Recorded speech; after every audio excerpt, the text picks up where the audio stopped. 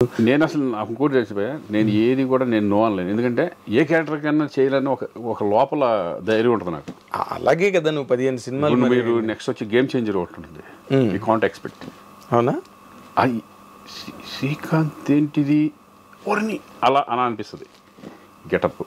నార్మల్గా నువ్వు నీకు ఇందాక లేదు చెప్తున్నావు, నువ్వే చెప్తున్నావు ఇది ఏ క్యారెక్టర్ అయినా నేను వస్తే నాకెందుకు కాన్ఫిడెన్స్ ఏంటంటే నేను చేయగలనా లేదా అనేది చిన్న ఉంటుంది.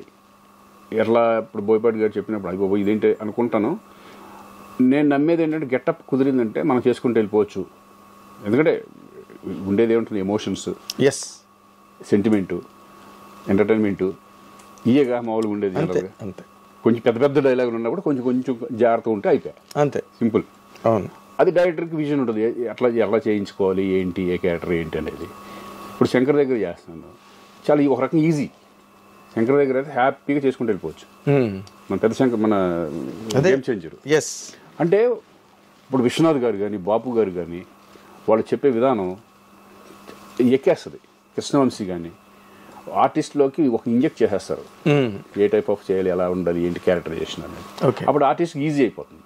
ఇప్పుడు బోయపాటి దగ్గర అంతే, అవునా, టప్పు ఎలా చేసుకుంటూ పోతాడు, అంతే అంతే. పెద్ద కాంప్లికేషన్ ఏముండదు షూటింగ్లో, ఏమి లేదు. ఆయన కావాల్సింది చెప్పేస్తాడు, చేసుకుని పోతాడు.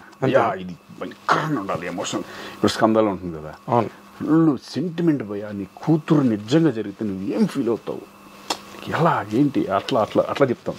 చాలా అసలు వేరే స్కందలో అసలు అరిస్టోక్రాటిక్గా కార్పొరేట్ డిగ్నిటీ చాలా. అది కూడా ఇంపార్టెంటే. ఆ క్యారెక్టర్ ఏమన్నా తేడా వచ్చినా ఆ సెంటిమెంట్ పడకపోతే క్యారెక్టర్ పోయినట్టు. అది కూడా మెయిన్ కీలకమైన పాత్ర కదా కథకి. కంప్లీట్ గా ఆ బ్లాక్ ఏదైతే ఉందో కార్పొరేట్ అదంతా కూడా సెటప్, మెయిన్ సబ్జెక్ట్ దాని మీద కాబట్టి దాని మీద very important character. Yes, exact. ఏం చేసినా ఎవరు చేసినా కూడా దట్ ఈస్ ఇంపార్టెంట్ క్యారెక్టర్ అది. అవును, అవును. తర్వాత ఇప్పుడు నువ్వు 2 సార్లు నీ నోట్లోంచి వచ్చింది గేమ్ చేంజర్ అని. చిరంజీవితో చేసావు, ఇప్పుడు మళ్ళీ రామ్ చరణ్తో చేస్తున్నావు.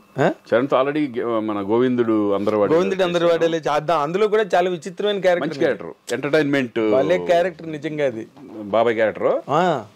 అసలు డ్రెస్సులు గిస్సులు కూడా గోలగోలగా అటువంటి అంటే అవి ఛాలెంజింగ్ ఉంటాయి మనకి సరదాగా. అవునా? ఎంటర్టైన్మెంట్ అనేది చాలా సరదాగా ఉంటుంది. అసలు చాలా విచిత్రమైన ఒక అంటే ఏంటి, రికామిగాళ్ళు ఉంటారు కదా విలేజ్లో, అవి పడుతుంది అమ్మ నాన్న. అసలు కొన్ని సీన్లు దాంట్లో ఉంటాయి, గోడ మీద ఎక్కి అమ్మ అన్నం పెడతాంటే అవన్నీ లేవు కొన్ని. గోడ మీద ఎక్కి అన్నం పెడతాంటే ఇక్కడ నుంచి కామెంట్లు వేసుకుతా ఉంటాను నాకు. అసలు భలే ఉంటాయి సీన్స్. అవి కట్ అయినాయా? అవి కొన్ని కట్ ఎడిట్ అయినాయి, కానీ ఉన్న మట్టుకే చాలా బ్యూటిఫుల్. సినిమా మొత్తం రన్లో నీ క్యారెక్టర్ చాలా చాలా విచిత్రంగా, వెరైటీగా భలే కట్ చేశాడు.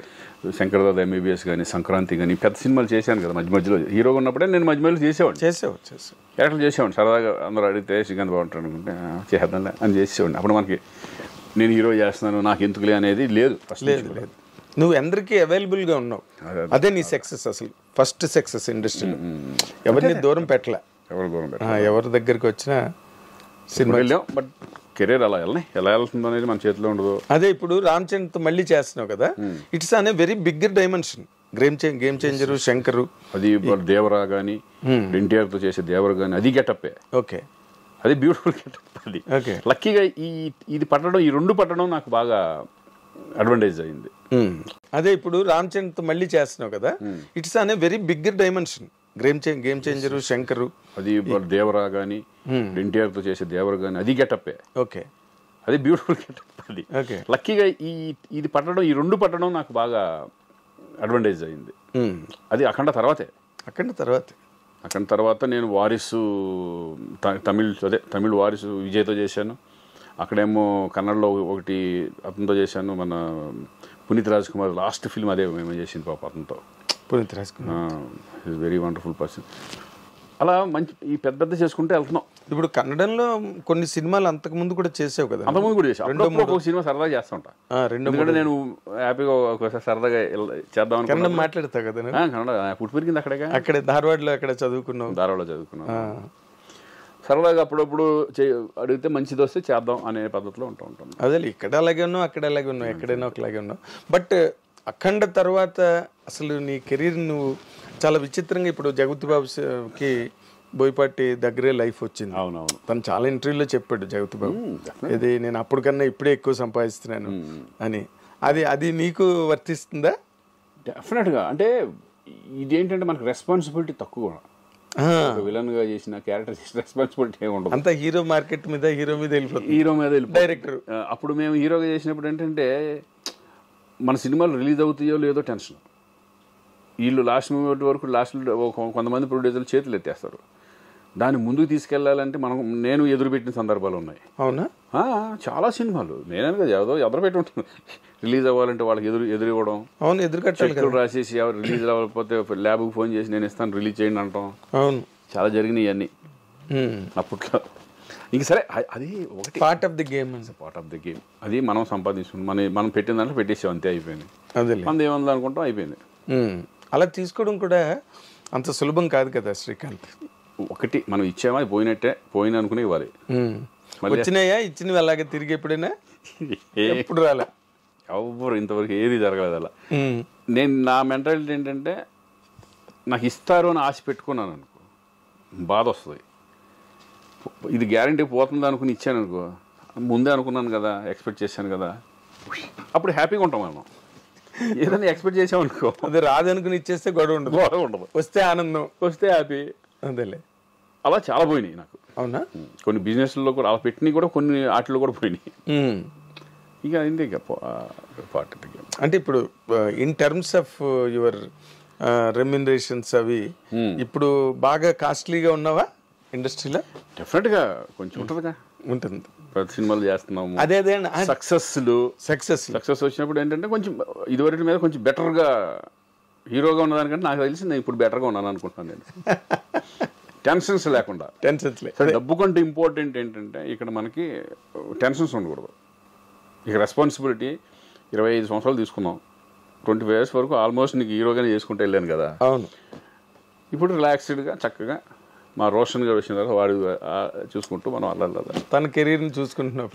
మన సినిమాలు మనం చేసుకుంటూ మధ్య మధ్యలో కోట బొమ్మలు లాంటి క్యారెక్టరైజ్ మంచి సినిమాలు వస్తే హీరోగా ఒక డిఫరెంట్ కాన్సెప్ట్లో వెళ్దాం అనే ఉద్దేశం కూడా ఉంది. 2-3 జరుగుతున్నాయి మన ప్రాజెక్ట్స్. ఓకే, నేను హీరోగా చేసేది, బట్ డిఫరెంట్ కాన్సెప్ట్ వెళ్దామని. ఓకే, కొత్తగా క్యారెక్టరైజేషన్ కొత్తగా ఉండాలి, మన పర్ఫార్మెన్సెస్ కానీ మనం సోలోగా మనం. ఎందుకంటే ఇప్పుడు ఓటీటీలు వచ్చినాయి, కొంచెం అడ్వాంటేజ్. బాగా ఇదివరకు కంటే ఇప్పుడు బాగా అడ్వాంటేజ్. ప్రొడ్యూసర్లకి చాలా అడ్వాంటేజ్ కదా. అలా నాకు 2-3 అవి జరుగుతున్నాయి. ఇవి కూడా సెలక్షన్ చక్కగా నీట్గా చేసుకుని వెళ్దాం అంతే. అదేలే, అంటే ఇప్పుడు ఎవరైనా ఒక కొత్త డైరెక్టరు ఒక కొత్త కాన్సెప్ట్ పట్టుకొస్తే నువ్వు ఎంకరేజ్ చేస్తావా? 100% డెఫినెట్గా. కొత్త డైరెక్టర్లు కదా, వీళ్ళు మళ్ళీ సరిగ్గా హ్యాండిల్ చేస్తారు. నేను ఎక్కువ చేసిన వాళ్ళే, చిన్న వాళ్ళు చాలా చేశాను నేను. అలా ఏమిడో కానీ కొత్తగా ఉంటే డెఫినెట్గా నేను చేయడం జరుగుతుంది. అదేలే, ఆ రోజుల్లో నువ్వు ఈవి సచ్ అందరితో, ఒక రాఘవేంద్రరావుతో లేదా దాసనారాయణరావుతో దాసనారాయణరావు గారితో యాక్ట్ చేశాను, బట్ ఆయన డైరెక్షన్లో చేయలే. ఆయనతో కలిసి యాక్ట్ చేశాను, దొంగలుడు చిన్నలుడు అని. చిన్నలుడులో చేశాను. చిన్నలుడు 1-2 సినిమాలు చేశాను ఆయనతో. అంత ఆ ర్యాప్ ఉంది మళ్ళీ, కానీ ఆయన డైరెక్షన్లో చేయలే. అదేలే, ఆయన ఒక్కరినే మిస్ అయ్యావు అయితే నువ్వు. ఆయన డైరెక్షన్లో ఒకటి మిస్ అయ్యాను. అలాగే ఆర్టిస్ట్లో రామారావు గారిని మిస్ అయ్యాను. నాగేశ్వర గారితో చేశాను, కృష్ణరాజు గారితో చేశాను, కృష్ణ గారితో చేశాను.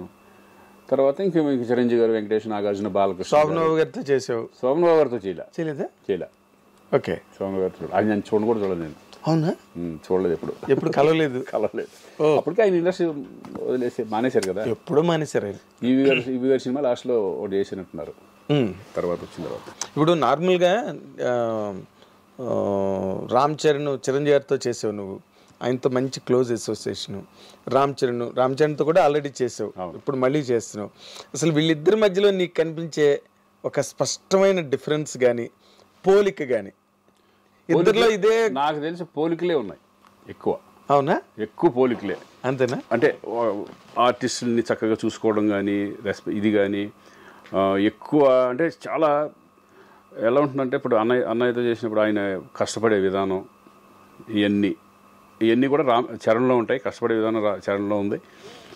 ప్లస్ కామన్ ఏంటంటే చక్కగా ఇప్పుడు మామూలుగా చూసుకుంటే భోజనాల దగ్గర కానీ, ఆర్టిస్టులను బాగా చూసుకోవడం కానీ, ఫుడ్ అందరికీ చక్కగా బాగా వచ్చిందా లేదా, బాగుంటుందా లేదా యూనిట్లో చూసుకోవడం, ఇవన్నీ కూడా ఆయనకి ఉంది. చరణ్ కూడా same. Okay, same. Charan is అంటే అనేలాగా డిగ్నిఫైడ్, అంటే ఎక్కడ అర్థమేస్తారా, చాలా పెద్ద, చాలా మెచ్యూర్డ్ గాయ్. చాలా ఈజ్ వెరీ ఇంటెలిజెంట్, చాలా మెచ్యూర్డ్ గాయ్.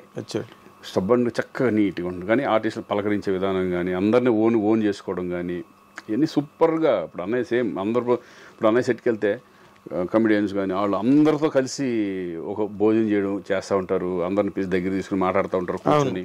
సేమ్ అదే చరణ్ కూడా. అవునా? చాలా మీ ఇద్దరి మధ్యన ఎట్లా ఉంటుంది ఇంటిమసీ? చాలా బాగుంటుంది. అన్న అంటాడు. అవునా? చాలా మంది, అంటే కొంతమంది అయితే యాక్చువల్గా బాబాయ్ అంటారు, అనవచ్చు కానీ, బట్ నన్ను అన్న అంటారు. ఓకే, అన్న అనుకుంటూ ఈజ్ రెస్పెక్ట్ చాలా బాగా ఇస్తారు. ఎందుకంటే అన్న దగ్గర నుంచి వచ్చిన చాలా రెస్పెక్ట్గా. అసలు బాగా ఇష్టంగా నీకు రామ్ చరణ్లో ఈ ఇష్యూ నాకు భలే ఇష్టం అని నీకు నాకేంటంటే decent, is very decent person. Stubborn and decent. ఆ డీసెన్సీ, ఆ హుందాతనం, అది బాగా నచ్చుతుంది నాకు.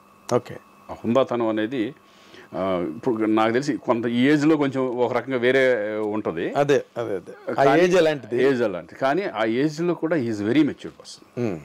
ఆ మెచ్యూరిటీ లెవెల్స్ కానీ, ఆ స్టబ్బనిటీ కానీ, అవన్నీ నాకు బాగా నచ్చుతుంది. ఇప్పుడు మామూలుగా ఒక ఏడాది క్రితం కన్నా ఇంకో వచ్చే ఏడాది మనుషులు పెరుగుతూ ఉంటారు. అవును. ఇప్పుడు గోవింద్ అందరవాడలో చేసిన చరణ్కి ఇప్పుడు చరణ్కి డిఫరెన్స్ అనేది ఏంటంటే, నాకు అప్పుడు ఎలాగున్నాడో ఇప్పుడు అలాగే ఉంది.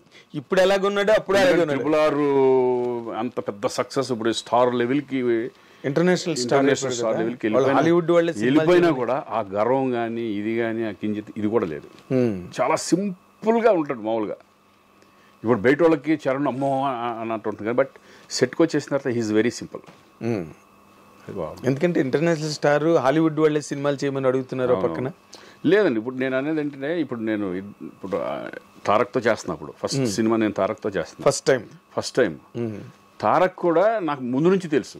నేను సినిమాలు చేయకపోయినా బిగినింగ్ నుంచి మా ర్యాప్ ఉంది. ఎలా?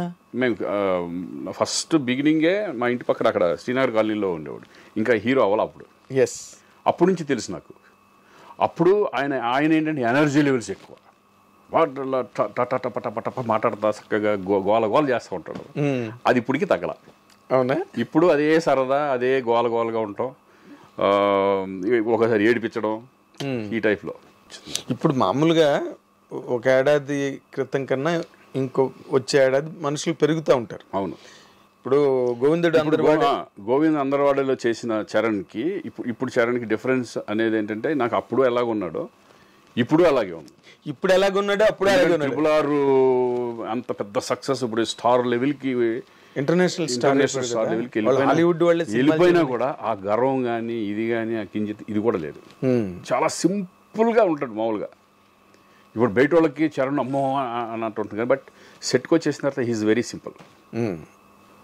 ఎందుకంటే ఇంటర్నేషనల్ స్టార్ హాలీవుడ్ వాళ్ళే సినిమాలు చేయమని అడుగుతున్నారు పక్కన. లేదండి, ఇప్పుడు నేను అనేది ఏంటంటే, ఇప్పుడు తారక్తో చేస్తున్నప్పుడు ఫస్ట్ సినిమా నేను తారక్తో చేస్తున్నాను. ఫస్ట్ టైం తారక్ కూడా నాకు ముందు నుంచి తెలుసు. నేను సినిమాలు చేయకపోయినా బిగినింగ్ నుంచి మా ర్యాప్ ఉంది. ఎలా?